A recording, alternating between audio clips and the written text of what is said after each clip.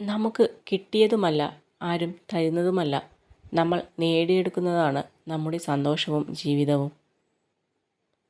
നമ്മുടെ സ്വപ്നങ്ങളെ നമുക്കേ അറിയൂ. സത്യമാകുന്നതുവരെ അത് മറ്റുള്ളവർക്ക് തമാശയായിരിക്കും. നിങ്ങൾ ഒരാളെ എത്ര വേണമെങ്കിലും പ്രശംസിച്ചോളൂ, പക്ഷേ അപമാനിക്കുമ്പോൾ ഒരു നിമിഷം ചിന്തിക്കണം. കാരണം അപമാനം എന്നത് അവസരം ലഭിക്കുമ്പോൾ നൽകുന്ന വായ്പയാണ്. എല്ലാവരും പലിശ സഹിതം തിരികെ നൽകുന്നു.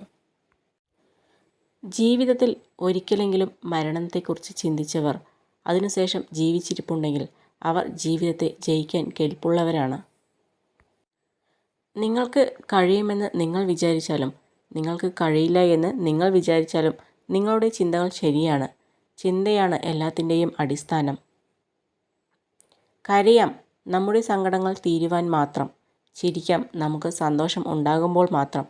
എന്നാൽ ഒരിക്കലും മറ്റുള്ളവരെ സങ്കടപ്പെടുത്തുകയോ അവരുടെ വീഴ്ചയിൽ സന്തോഷിക്കുകയോ ചെയ്യരുത്. കൊടുത്ത വാക്ക് കഴിയും വിധം പാലിക്കുവാൻ ശ്രമിക്കുക എന്നത് ഒരാൾക്ക് നിങ്ങളിലുള്ള വിശ്വാസം വളർത്തിയെടുക്കാൻ ഏറെ സഹായകരമാണ്. നിങ്ങളുടെ കയ്യിലുള്ള ആശയങ്ങളെ ഒരു നിക്ഷേപമായി അവതരിപ്പിക്കുകയാണെങ്കിൽ ജീവിതത്തിൽ നിരവധി നേട്ടങ്ങൾ കൈവരിക്കാൻ നിങ്ങൾക്ക് കഴിയുമെന്ന് ഉറപ്പാണ്. സ്നേഹത്തിനു വേണ്ടി ആരുടെ മുന്നിലും യാചിക്കാതിരിക്കുക.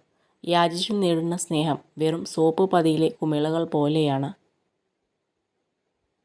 നമുക്കൊരു ബുദ്ധിമുട്ട് വരുമ്പോൾ ചിലപ്പോൾ നമ്മൾ പ്രതീക്ഷിക്കുന്നവർ ആയിരിക്കില്ല നമ്മളെ സഹായിക്കാൻ എത്തുക. ഒരുപക്ഷെ ഒരിക്കലും നമ്മൾ പ്രതീക്ഷിക്കാത്ത മറ്റാരെങ്കിലും ആയിരിക്കും. ജീവിതം പ്രതിസന്ധികളിലൂടെ കടന്നു പോകുമ്പോഴാണ് കൂടെ നിന്നിരുന്നവരെയും കൂട്ടുകൂടിയവരുടെയും ഒക്കെ യഥാർത്ഥ സ്നേഹം തിരിച്ചറിയാൻ സാധിക്കുക. തകർക്കാനും തളർത്താനും പലരുമുണ്ടാകും. തളരാതെ മുന്നോട്ടു പോവുക.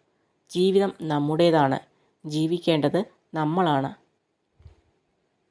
ജീവിതത്തിൽ എന്ത് കിട്ടിയില്ല എന്നോർത്ത് നിരാശ വർദ്ധിപ്പിക്കാതെ ജീവിതത്തിൽ എന്തൊക്കെ സൗഭാഗ്യങ്ങൾ കിട്ടിയിട്ടുണ്ട് എന്നതിലേക്ക് ശ്രദ്ധ കേന്ദ്രീകരിക്കുക. ആവശ്യങ്ങൾക്കായി മാത്രം അടുപ്പവും സ്നേഹവും കാണിക്കുന്നവരെ തിരിച്ചറിയാതെ പോകുന്നത് ആദ്യത്തെ തെറ്റ്. ആളും തരവും നോക്കാതെ എല്ലാവരോടും സത്യസന്ധമായി മനസ്സ് തുറക്കുന്നത് രണ്ടാമത്തെ തെറ്റ്. നമ്മൾ സ്നേഹിക്കുന്നവരെല്ലാം തിരിച്ചും അതുപോലെ സ്നേഹിക്കുമെന്നത് മൂന്നാമത്തെ തെറ്റ്. കോപവും കൊടുങ്കാറ്റും ഒരുപോലെയാണ്. രണ്ടും ശമിച്ചതിനു ശേഷമേ അത് ഉണ്ടാക്കിയ നാശം എത്രയെന്ന് തിരിച്ചറിയാനാകൂ. എപ്പോഴും നല്ല ചിന്തയോടെ ദിവസം അവസാനിപ്പിക്കുക. കാര്യങ്ങൾ എത്ര കഠിനമായാലും അത് മികച്ചതാക്കാൻ നാളെ നിങ്ങൾക്ക് പുതിയൊരു അവസരം ലഭിക്കാൻ പോകുകയാണ്. ജീവിക്കണം തോൽപ്പിച്ചവർക്ക് വേണ്ടിയല്ല, ജന്മം തന്നവർക്ക് വേണ്ടി. കാരണം നമ്മുടെ തോൽവി ഒരിക്കലും ആഗ്രഹിക്കാത്തവരാണ് അവർ.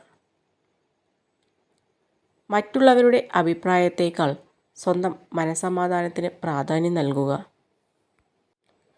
നമ്മുടെ പ്രശ്നങ്ങൾക്ക് നമ്മൾ മാത്രമാണ് പരിഹാരം.